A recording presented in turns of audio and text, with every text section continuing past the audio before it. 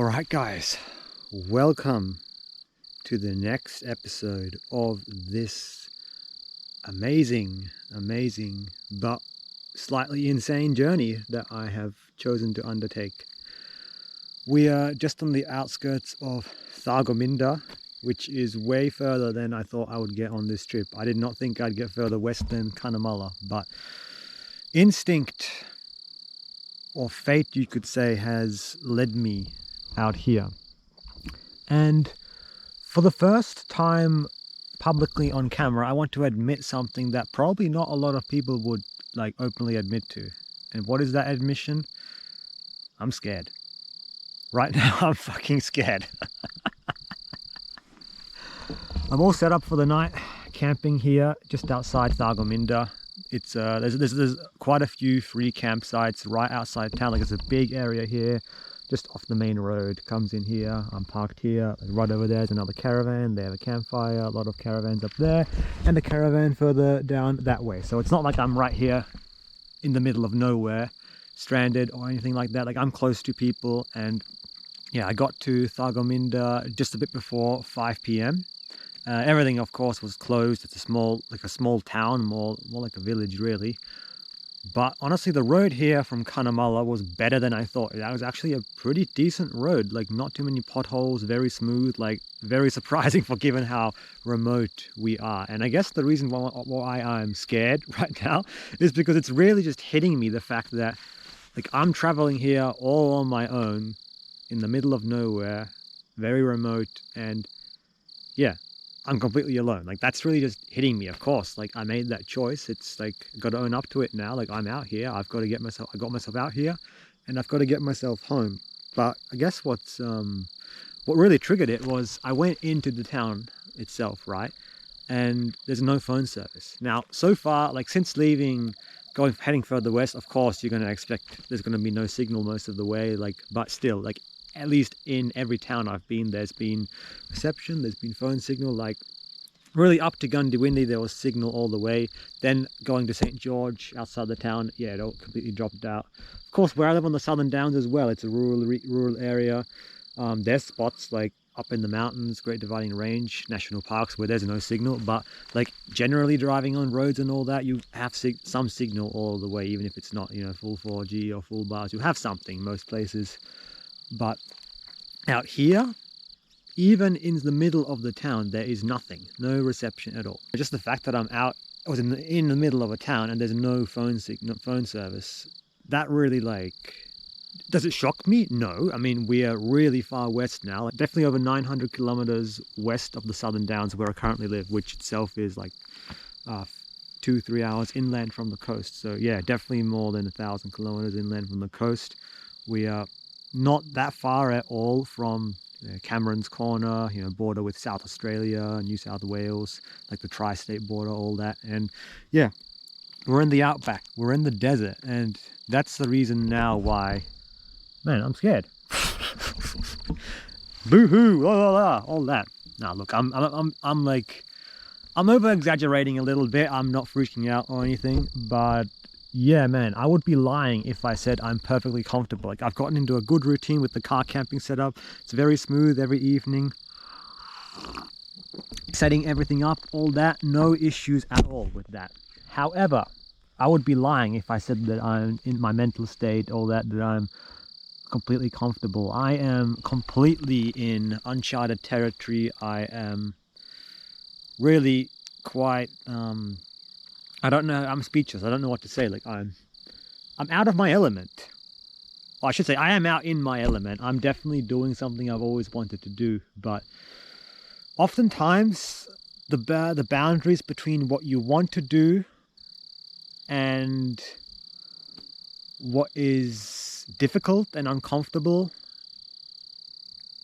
something that you've always wanted to do in the moment, you might find that you have a lot of resistance to it. It's out of your it's not comfortable, it's not easy, because oftentimes some of the greatest experiences we can have, they're not easy at all. And yeah, this journey here, man, it has not been easy. It's taken a lot. It's really taken its toll. Today, yeah, I was just playing 2 hours Cunnamulla, Thargomindah, but then we did the unexpected hike at Lake Bindagolly, which, yeah, I was really exhausted after that. So I just pulled up here. I went into Thargomindah, dropped by the visitor information center. Just, it was closed already. I used the bathroom there because I really had to go. And yeah, I just drove down the main street and then just drove back out to the entrance into town, where there is this free camping spot. So yeah, that is a recap of where I'm at right now. I've got everything set up in the car already, really easy, window covers, although who really cares? There's no one's going to come here and look in. It's more than enough space for everyone here. I'm enjoying a green tea, herbal tea, all that. Yeah, for dinner I had some frozen pea crisps, which were quite nice, get some fiber into me. And yeah, I haven't finished yet. And some where is it? Where's my other stuff? I hear that on me. And just some bars, like muesli bars, protein bars, all that. Like I already had 2 more to go. Paleo bar, cashew and date, and so on and so forth. After the hike, I just wanted to have some of this and just get some energy and protein into me. I don't feel like anything that heavy after this experience today, so I'll just have that. My stomach is feeling a little bit queasy and unsettled at the moment. I don't know if it was something I ate or drank. I mean, apart from this, apart from the camel burger, I didn't have anything else today. I did have that iced coffee. After I had the iced coffee, I did feel a bit off, so I don't know, I didn't mix well with my stomach really. So yeah, anyway, I'm having a nice herbal tea now. Apart from that, I'm fine. Physically, I'm fine. Like I've been energetic these days, doing a lot of things, getting a lot done, traveling. But yeah, I just wanted to I thought I was done filming for the day, but I just wanted to make that admission. Right now I'm scared, and you know what? There's nothing shameful about that at all. How many people, maybe even watching this, might be sitting at home really dreaming of going on an outback trip or dreaming of travel? Like, many people, of course, have goals, have dreams of many different things.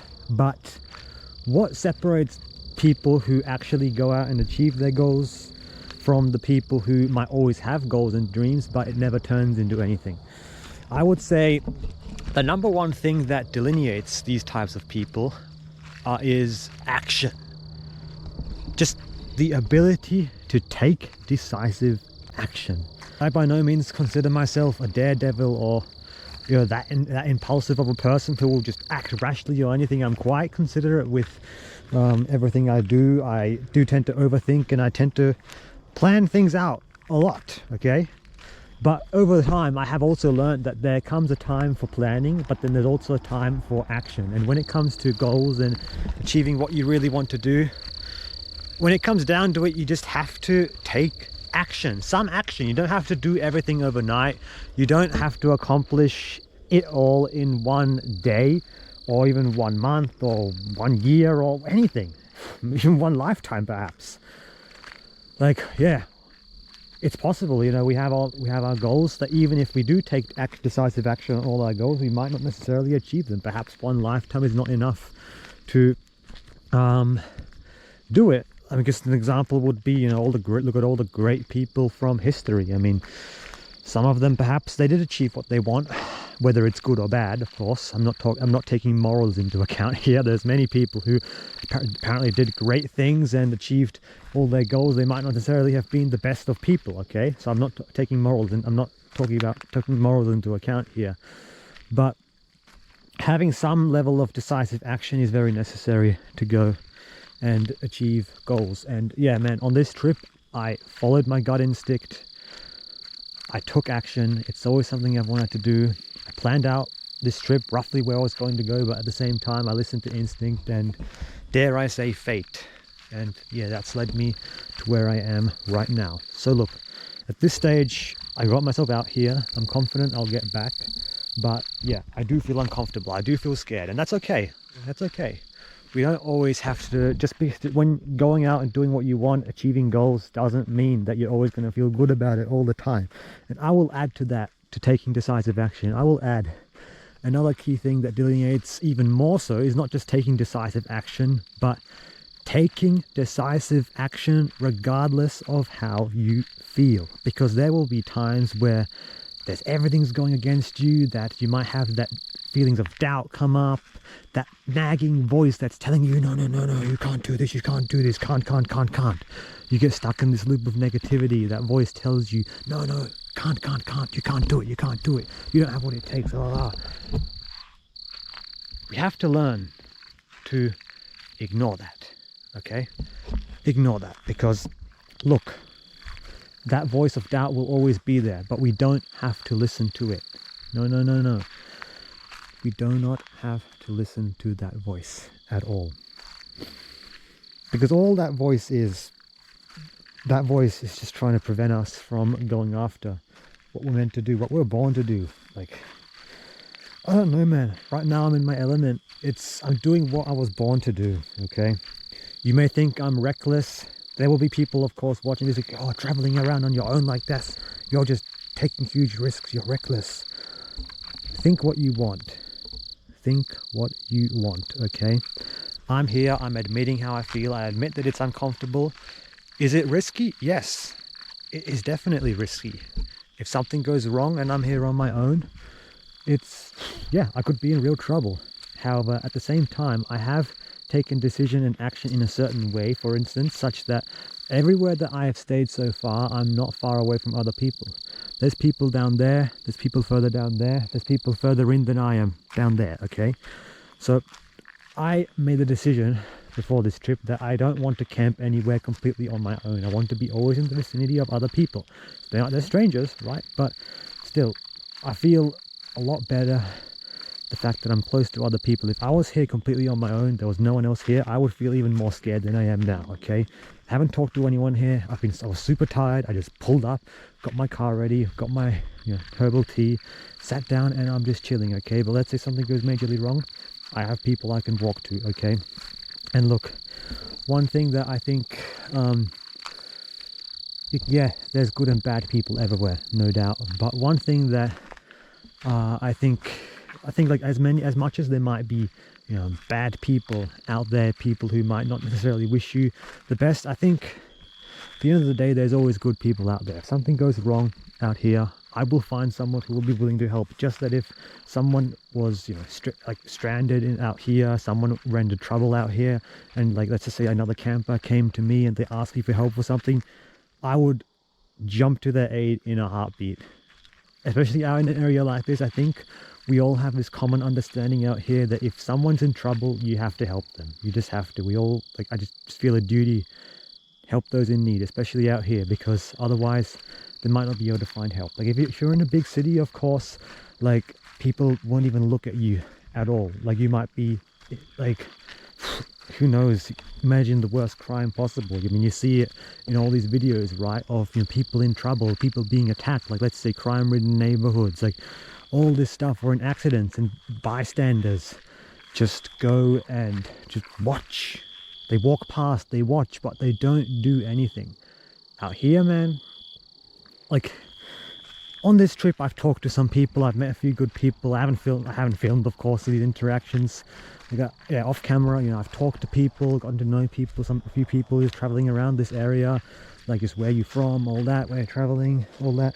And of course just doing things, interacting with locals, going to local businesses, just seeing people, like just from the demeanor of people, the way people interact with you, like even though I don't know any of these people, I could sense from these people that if you were in trouble and you needed help, they would jump. People in the city don't understand this, okay? But even though we have way less services out here and all that, and when I say we now, I'm talking about those of us who live in rural areas. Of course, out here is a whole other level. It's a remote community.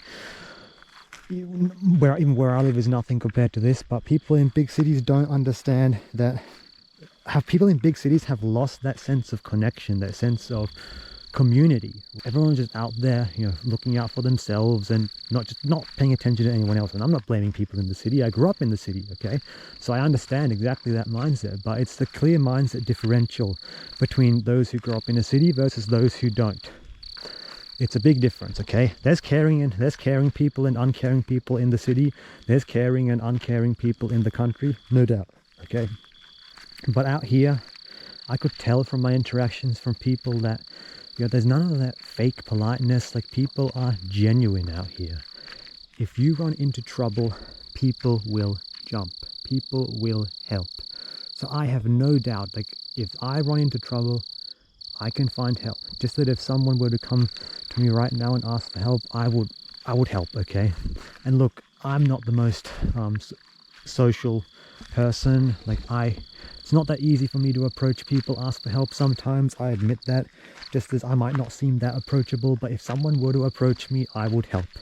Just as if I were to approach someone, I would hope that they would help. And I do believe that in most cases they would help, okay? A good example is my car, right? I had the incident with my old Mazda in an area with no signal, right? That's back in the Southern Downs.